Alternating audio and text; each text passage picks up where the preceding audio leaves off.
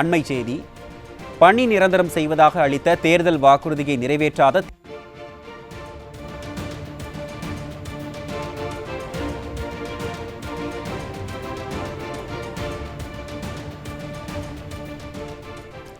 அண்மை செய்தி.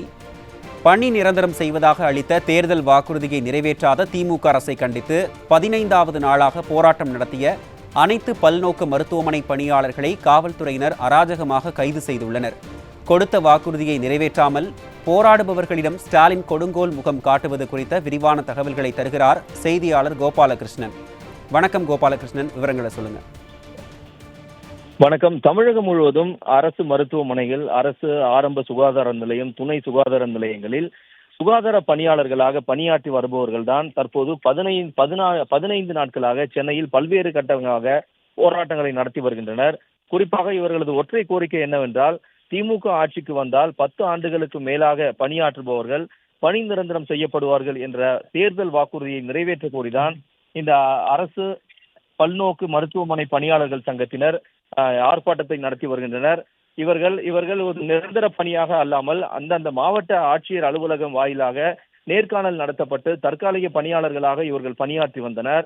ஆனால் 2021ஆம் ஆண்டு நடைபெற்ற சட்டமன்ற தேர்தலின் போது திமுக ஆட்சிக்கு வந்தால் நீங்கள் அனைவரும் பணி நிரந்தரம் செய்யப்படுவீர்கள் என்ற தேர்தல் வாக்குறுதியை நம்பி இவர்கள் கடந்த 4.5 ஆண்டுகளாக மிகுந்த ஆவலோடும் எதிர்பார்ப்போடும் காத்திருந்தனர்.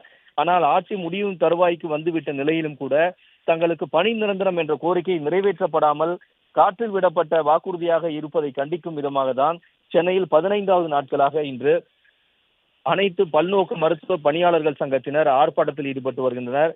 தமிழகம் முழுவதும் உள்ள அரசு மருத்துவமனைகளில் மருத்துவமனைக்கு நோயாளிகளாக வரும் நோயாளிகளுக்கு ஓபி சீட் எழுதி கொடுப்பது, அதே போன்று மருத்துவ நோயாளிகளுக்கு தேவையான மருத்துவ உபகரணங்களை குறைந்தபட்ச தூய்மை பணியாளர்கள் துப்புரவு பணிகளை மேற்கொள்வது இவர்களது பணியாகும்.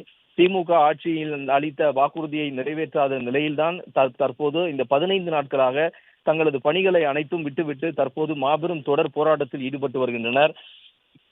போராட்டத்தில் ஈடுபட்டு வரும் இந்த கள பணியாளர்கள், இந்த தூய்மை பணியாளர்களை அழைத்து பேசாமல் அவர்களை தொடர்ந்து தமிழக அரசு அலட்சிய போக்கோடு நடத்தி வருவதாக அரசு அனைத்து பல்நோக்கு மருத்துவமனை ஊழியர்கள் சங்கத்தினர் வேதனை தெரிவித்துள்ளனர். அனைவருமே மாவட்ட வேலைவாய்ப்பு அலுவலகங்கள் மூலமாக பணியில் சேர்க்கப்பட்டு பல ஆண்டுகளாக பணியில் இருக்கக்கூடிய இவர்கள் பணி நிரந்தரம் செய்வதற்கு தகுதியானவர்கள் என உயர்நீதிமன்றம் அண்மையில் தீர்ப்பளித்தும் கூட நீதிமன்ற தீர்ப்பை நடைமுறைப்படுத்தாமல் தமிழக அரசு காலம் தாழ்த்துவதாக இவர்கள் வேதனை தெரிவித்துள்ளனர்.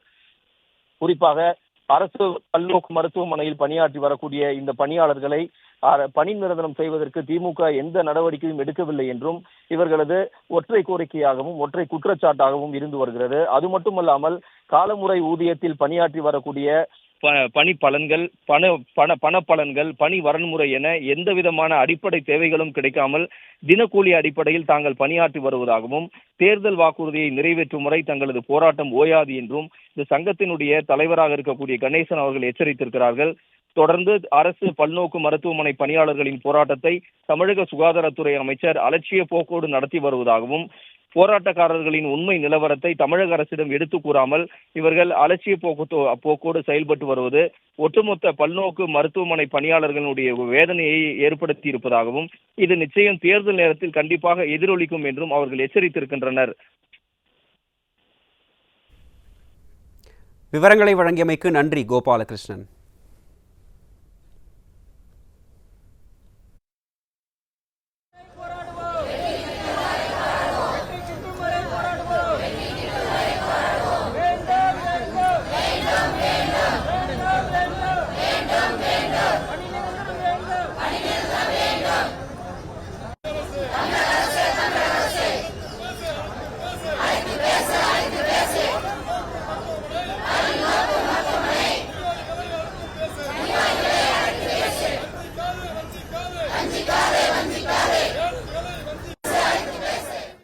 துறைகளிலும் பொதுமக்களுக்கு சேவை செய்யும் நோக்கோடு அவர்கள் சுகாதார பணியை மேற்கொண்டு வருகிறார்கள். மருத்துவத்திலே இருக்கின்ற பணியாளர்களுக்கு வருகின்ற நோயாளிகளுக்கு அந்த பெட்டை மாற்றுவதும் அதற்கேற்ற மாதிரி அவருடைய இரத்த மாதிரியை எடுத்து சென்று திரும்பி வருவதும் போன்ற அற்புதமான பணியை செய்கின்றார்கள். நகராட்சி மாநகராட்சியிலே துப்புரவு பணி பார்க்கிறார்கள். இது போன்ற பல்வேறு பணியிடங்களை அரசு துறை அனைத்து துறையிலும் பணியாற்றுகிறார்கள். எனவே மாண்புமிகு தமிழக முதல்வர் அவர்களுக்கு மேல்நிலை பணியாளர்களை அழைத்து பேசி தீர்வு காண்பது போல தமிழகத்தில் இருக்க 2,44,000 பிரிவை சார்ந்த டி பிரிவு சங்கத்தை சார்ந்த அனைவரையும் அழைத்து பேசி ஒரு நல்ல தீர்வை காண வேண்டுமாய் இன்றைய 15வது நாள் தொடர் போராட்டத்தில் மாண்புமிகு தமிழக முதல்வருக்கு வேண்டுகோள் வைக்கிறோம்.